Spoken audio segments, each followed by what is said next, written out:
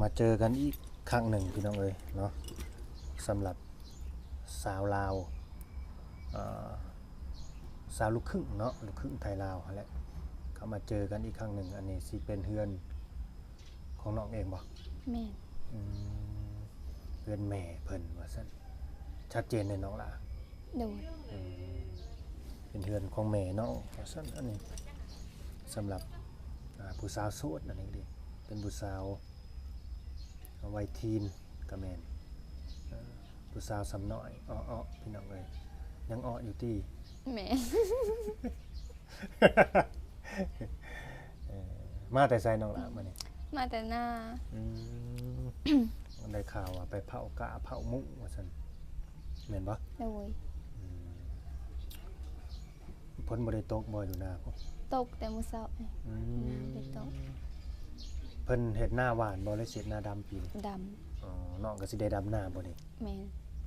ตายพี่น้องเอ้ยดำเป็นอยู่บ่น้องก็เด้อ แต่ละปีก็ดำนา อืม แต่ละปีเฮ็ดนา คิดว่าสิดำบ่เป็นเลย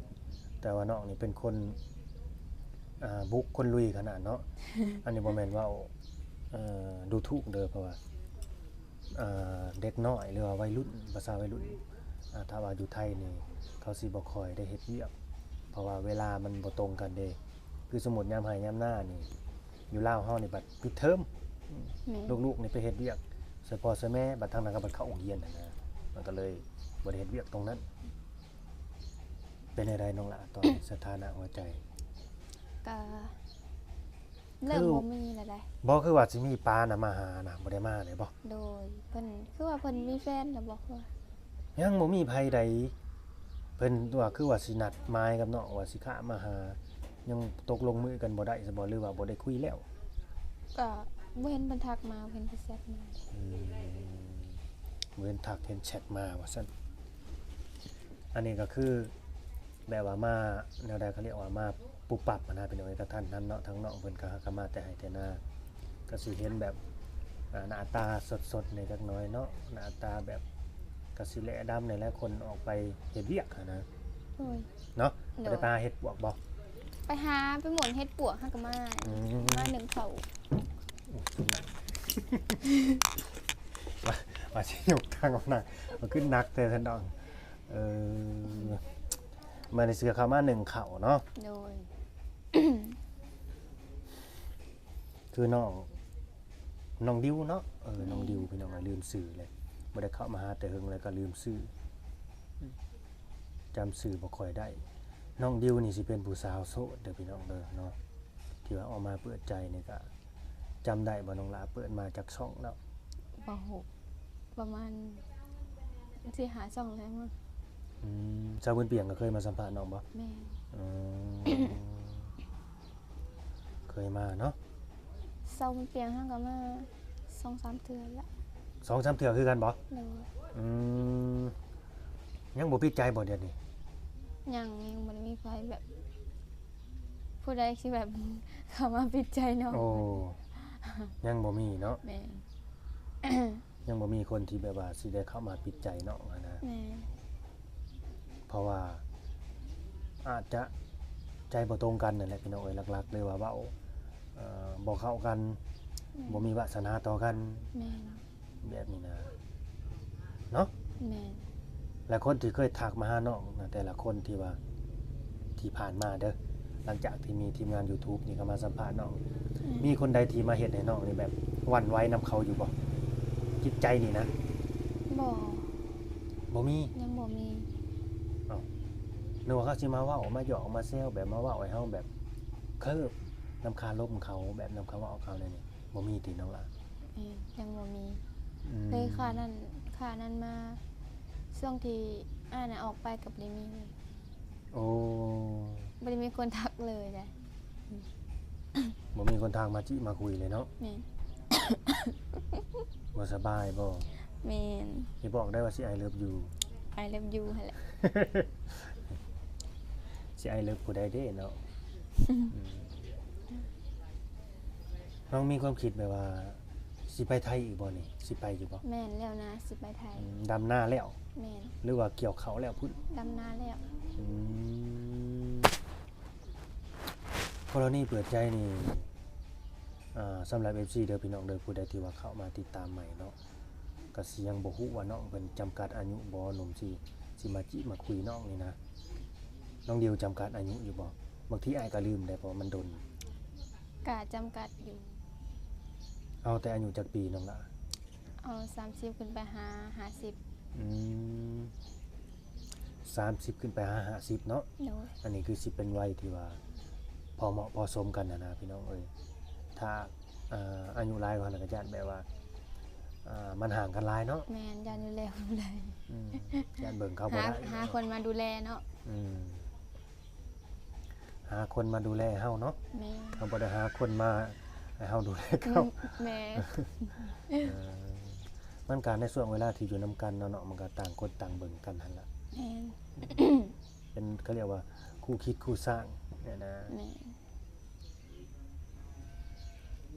ประมาณนั้นพี่น้องเอ้ยเนาะและสิเป็นหนุ่มลาวหนุ่มไทยก็ได้บ่น้องล่ะหรือว่าเน้นแต่หนุ่มไทยกับลาวนอกโลด แม่นเน้นแต่หนุ่มไทยกับเราวเนาะ ชัดเจนเด้อพี่น้องเด้อสำหรับน้องดิวเนาะเพิ่นสิเน้นหลักๆแต่หนุ่มไทยกับลาวนอกเนาะ แม่น ส่วนว่าลาวในนี่เนาะบ่คุยว่าซั่นเพราะว่าเนาะบ่อยากแนวใด บ่อยากเว่า บ่อยากว่าบ่อยากล่มหรือว่าบ่อยากไปดำนาบ่อยากไปกวนมันบ่ ถ้าคุยกับคนอยู่บ้านหั้นนะพี่น้องเอ้ยสิมีหยังบ้านเวียกบ้านเฮาก็มีแต่เฮ็ดซำนั้นแหละเฮ็ดให้นายด้วยสวดหั้นนะ แม่น บ้านนี่สิถามตัวน้องนี่น้องดิวสามารถสิไปอยู่ไทยได้บ่ไปอยู่ไทยนี่นะไปเป็นแม่บ้านแม่เรือนให้เพิ่นนี่ไปได้บ่น้องอ่ะ บ่ฮู้คือกัน บ่ฮู้เนาะ โดยบ่ฮู้คือกัน บ่ฮู้นี่คือความหมายยังตอบบ่ได้นะพี่น้องเอ้ยมันต้องขึ้นอยู่กับ แม่เฒ่าบ่เฒ่า พ่อเฒ่าแม่เฒ่านำบ่ แม่นเพิ่นว่าสิให้ไปบ่ต้องถามเพิ่นอีก เพิ่นอยู่ไสเดี๋ยวนี้ เพิ่นอยู่นา โอ้เพิ่นนอนหน้าบ่ บ่เพิ่นออกไปเผากาแล้วฮะน้องเขามาก่อนเพิ่นนะเพิ่นยัง ปกติเพิ่นก็มานอนอยู่บ้านพี่บ่ แม่น พ่อเฒ่าแม่เฒ่าก็ยังเนาะ แม่น น้องดิวนี่เป็นลูกสาวเดียวลูกสาวกกเนี่ยเนาะ แม่น อืม หลาก็อยู่นี่กกก็อยู่นี่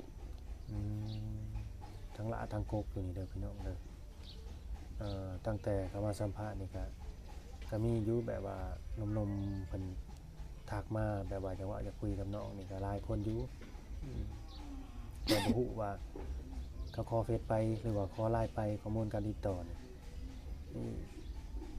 เพิ่นขอไปเฮ็ดหยังเพิ่นได้ทักมาหาน้องบ่หั่นน่ะ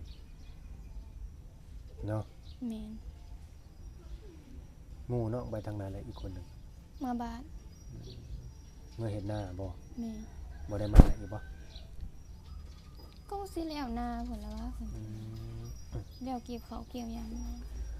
น้องดิวยังมีคนแบบว่ามาคอยดูแลซัพพอร์ตเฮาอยู่บ่ แม่นทั้งบ้านก็บ่ค่อยมีบันไดหั้นนะก็อยากมีคนมาซัพพอร์ตดูแล แต่ว่าหมู่คู่รุ่นราวคราวเดียวกันหรือว่าผู้บ่าวหั่นนะนํบ้านนี่แหละแล้วเขาก็มาเยาะมาแซวน้องนี่บ่ตามแบบภาษาวัยรุ่นหั่นนะ บ่ มีอยู่บ่ ส่วนหลายคันว่าผู้บ่าวตามบ้านมีแต่รุ่นอ้ายแบบเป็นเขาก็นับถือน้องเป็นน้องแบบนี้นะก็เอิ้นเขาอ้ายอ้าย โดยนับถือกันเป็นอ้ายเป็นน้องเนาะ แม่น ก็แม่นั่นแหละพี่น้องเอ้ยอันนี้ก็คือทางน้องเพิ่นจำกัดอายุตั้งแต่30ถึง50และก็คุยแต่หนุ่มไทยและก็ลาวนอกเท่านั้นเด้อพี่น้องเด้อ อันนี้คือจุดประสงค์ของน้องเพิ่นเนาะ แม่น น้องดิวน้ำหนักเท่าใดตอนนี้ น้องว่า เพราะนี่บ่40 กะประมาณนั้น กินข้าวกินน้ำก็แซ่บอยู่ติ บ่ค่อยบันได ในตัวเฮาเองนี่ก็แบบอยากให้น้องเพิ่นนี่เป็นคนที่ว่าโชคดีผู้หนึ่งอยากให้มีคนที่ว่ามาคอยดูแลมาคอยเทคแคร์สำหรับชาวลาวคนนี้ว่าซั่นซะทั้งลาวทั้งไทยแหละพี่น้องเอ้ยลูกครึ่งหั้นนะแต่ ทางน้องเพิ่นก็น่าสิได้เห็นคลิปเมื่อไว้นี่แหละ หรือว่าที่ผ่านมาก็อาจจะเคยเห็นอยู่ชาวลาวคนที่ว่าเขาโชคดีหั้นนะได้มีคนดูแลได้มีหนุ่มๆนั่นแหละเงินไม้เงินมือเข้ามาดูแลแล้วก็ให้การช่วยเหลือนะเคยเห็นอยู่บ่น้องก็เคยเบิ่งอยู่บ่ ก็เคยอยู่ อืมเคยอยู่เนาะ แบบเคยเห็น คนใหายแบบเป็นก้อนคือปิดใจเลยแบบนี้นะก็เคยเห็นอยู่ และตัวน้องนี่เด้สมมุติเด้ออันนี้เด้อเป็นเรื่องสมมุติ ถ้าว่ามีหนุ่มๆคนใดที่ว่าให้รางวัลน้องนี่ แม่น ประมาณเท่าใดน้องหลายจังสิปิดใจกับเขาคนนั้นได้ โล่งกะเว้าบ่ได้คือกัน คิดว่าจักพันหรือว่าจักล้านน้องความหมายว่าล้านนี่คือเงินบ้านเฮานะส่วนว่าพันนี่เป็นเงินพันบาทนี่เป็นเงินไทยนะอันในใจของน้องคิดว่าสิประมาณเท่าใดเพราะว่าคู่มือนี่มันเป็นอันนี้เด้อน้องล่ะ เป็นแสนเลย เป็นแสนเนาะ โดย เพราะว่าคู่มือนี่คนเฮานี่ชั่วโมงนี้ก็หาเงินยาก โดย บ่ หนึ่งมาแหละ เศรษฐ ความหัก หยังเนาะ ความหักนี่มันก็ต้องขับเคลื่อนไปด้วยเงินได้พี่น้องเอ้ยมันต้องไปนำกันได้ แม่น ความหล่อความงามมันกินบ่ได้เด้อคู่มือนี่นะ แม่น ผู้แสผู้สาวคู่มือนี่ก็เจ้าสิรอคันว่าเจ้าแบบว่าเจ้ารอแต่ว่าเจ้าบ่มีเงินเจ้าบ่สามารถที่จะดูแลเทคแคร์ค่อยได้นี่น้องสิมักอยู่บ่เราบ่มีเงินบ่มีหยังเลยน้องก็สิมักบ่ ส่วนหลายคนเฮาก็อยากเลือกเป็นทางเงินพุ่นหลายๆคนเพราะว่าทางบ้านน้องก็บ่ได้ มีหยังเนาะแบบบ่ค่อย แม่น มี ก็คือ เงิน แบบเพื่อว่าชีวิตเฮาสิได้ดีขึ้นเนาะ แม่น ก็ต้องเลือกไปจังซั่นพี่น้องเอ้ย แม่น อันนี้ต้องเข้าใจเด้อเนาะเฮาบ่ได้ไปคิดแทนน้องดอกบ่ได้ไปสอนก็คือตามหลักความเป็นจริงมันเป็นจังซั่น แม่น สมัยคู่มือนี่นะพี่น้องเอ้ยมันเป็นจังซั่น บ่มีเงินอยู่บ่ได้สมั แม่ ยก่อน บ่มีเงินอยู่บ่ได้นั่นนะจะมีข้าวในเหล้าอยู่ก็จริง แต่เจ้าสิบ่อยากนั่นอยากนี่บ่จะสิบ่อยากได้อยากซื้อบ่หั่นนะ ส่วนหลายเนาะหนุ่มๆที่เข้ามาค่ะก็เคยว่าให้น้องว่าหน้าเงินบอกมันก็บ่แม่นแท้ล่ะ ก็มันบ่มีอะไรจักเห็นอันใดเนาะ เขาเว้าขนาดนั้นเลยบ่ แม่น อื เป็น ม ผู้ว่าเนาะนี่หน้าเงินเห็นแก่เงินแบบนี้นะ อืม แบบดูถูกน้องเกินหั่นน่ะ ก็แม่นมาเว้าแบบนี้มันก็ดูถูกกันเกินไป แม่น แล้วเว้ากันตร อี ง กอย่าง ๆ ก็ นะ น้องก็พยายามอธิบายว่าน้องก็บ่ได้เห็นแก่เงินขนาดนั้นว่า อืม คันมีก็ให้บ่มีก็คือบ่มี อืม มันก็ว่าสิ คนเฮาสิแลบางคนเขาก็เว้าแบบว่าบ่เกรงใจกัน แม่น เว้าบ่ให้เกียรติกันนะ แม่น น้องเป็นผู้หญิงแน่นี่ แม่ เนาะ น ก็ต้องเกรงใจต้องให้เกียรติแน่สิเว้าหยังก็หานะ แม่น บ่ต้องไปฝืนใจเขาอหยังประมาณนี้ แม่นอันใดที่น้องมักนั่นนะแบบเขาหยุแบบพยายามให้เป็นให้ได้เลยแบบนี้นะ น้องเปิดบ่แม่นคนจังซั่นเนาะสิแบบ โดย ไปแต่งโตวแบบอีแบบโปะอีหยังหั่นนะน้องผู้บ่ได้เคยแบบ แต่งก็แต่งธรรมดาแบบโซ่ก็โซ่ธรรมดา เขามักแบบแต่งโตวแบบไฮโซแน่บ่จักน้องหลา น้องก็บ่คือกันแบบเขาที่เขาส่งคลิปมาให้น้องหนึงก็แบบมันโซ่โพดอันนั้นมันโซ่นมเกินน้องก็ โอ้แบบเขาส่งตัวอย่างมาให้เบิ่ง ตัวอย่างให้เบิ่ง ว่าเพิ่นมักแบบนี้ แบบ สไตล์แบบนี้ แม่น อ่า แต่น้องก็เป็น แนวนี้ก็มี ไปให้บ่ได้แล้วเนาะ โดย น้องก็แต่งตัวบ่อยากเป็น สิไปเปิดเผยหยังกะดอกกะเดียเนาะ แม่น คนเฮาก็แบบ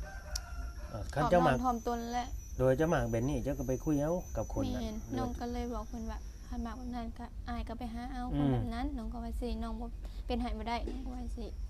อืม คน ใช่ คนนั้นแหละที่ว่าถ้าน้องว่าออกมาที่ว่าหยังเป็นแรกแรกก็ดูถูกน้องอันนี้นี่ก็ โดย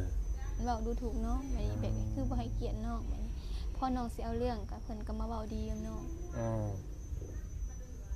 แม่นเป็นผู้ชายจังว่าไปดูถูกผู้หญิงบ่ให้เกียรติผู้หญิงอีกหั้นนะ ด้วยก็จริง แต่บ่ควรดูถูกแม่ยิงให้เกียรติแม่ยิงมากขึ้นกว่านั้นก็ดี มันก็ต้องให้เกียรติกันคนเฮานั่นแหละจ างทีเฮาเป็นผู้ชายหนึงมาเฮาเป็นผู้ใหญ่อีกแม่นบ่ แม่น คนที่ว่ากับน้องแม่นี่แม่นบ่ แม่น เป็นผู้ใหญ่แห่งสิฮู้ดี อีกอย่างก็น้องยังฮู้จักสอนผู้ใหญ่หั้นนะน้องก็บ่อยากสอนผู้ใหญ่หั้นนะ มันอยากทอนงอกเขา แม่นบ่อยากทอนงอกผู้ใหญ่ เออมันเป็นตาสิง่ายหลังได้พี่น้องเอ้ยเจอแบบว่าผู้สาวสำน้อยทอนงอกอันนี้นะ อืม อย่างนี้ก็มีเนาะ แม่น แต่ตอนนี้ก็บ่ได้คุยแล้วแม่นบ่กับคน แม่น นี้ ก็บ่ได้คุยแล้ว บอกไปเลย พราะ เนาะ พิ่นมีแฟนแล้วเนาะ อืม กับน้องก็บ่ได้เพิ่นก็ส่งรูปแฟนเพิ่นมาให้เบิ่งเนาะน้องก็ อยากโชว์หรือว่าอยากอวดบ่ โอ้ยทางที่ดีน้องงามกว่าได้ อืมเพิ่นอยากส่งมาว่าอวดนี่พี่ก็มีแฟนของพี่แล้วอย่างซั่นอย่างซี่บ่ แฟนเพิ่นก็หน้าตาดีอยู่แต่เฒ่านิดนึง อืมสร้างเป็นเนาะคนเฮานี่ก็ละ แม่ หลายคนหลายเป็นหลายรูปแบบพี่น้องเอ้ยโอเคพี่น้องเอ้ยมันค่ำมันมืดแล้วเนาะเฮาก็สิได้จบคลิปซ้ำนี่แหละพี่น้องเอ้ยเนาะน้องเพิ่นก็สิไปหานึ่งข้าวนึ่งน้ำ แม่ จังได้ก็ขอให้น้องเพิ่นอยู่ดีมีแห้งแล้วก็ขอให้สมหวังสมหวังได้เจอคนที่จริงจังจริงใจเด้อน้องหลาเด้อ โดย เนาะบ่อยากเจอคนแบบที่สิมาหลอกมาลวงเข้ามาแบบบ่ให้เกียรติกันนะ แม่ดูถูกดูหมิ่น ดู กัน ถูกสารพัดอีก แม่นคันว่าสมมุติเนาะบ่แม่นว่าสิเอาเงินมาอัดหน้าโลดแบบนี้หันนะบ่มักแบบนี้หันนะคันว่ามีแล้วก็ให้บ่มีแล้วก็คือว่าตรงๆว่าบ่มีแบบนี้หั้นนะ เนี่ยนี่ก็มีพี่น้องเอ้ยโอ้เดี๋ยวสิให้เงินน้องเพิ่นสิน้ำสิในสิบัตรสิเบอร์ก่อนจัก2,000 กีบถ้าให้ลังใหม่ดอกพี่น้องเอ้ยเนาะถ้าให้ลังใหม่เพิ่นแหละจังได๋ก็เป็นกำลังใจให้น้องเด้อเนาะสำหรับคลิปนี้ก็ฝากกดไลค์กดแชร์เด้อพี่น้องเด้อเนาะอยู่ดีมีแรงรักแพงแบ่งปันกันคือเก่าพี่น้องสบายดีน้องหลานส ส บาย บา ดี ยดี โดยสบายดี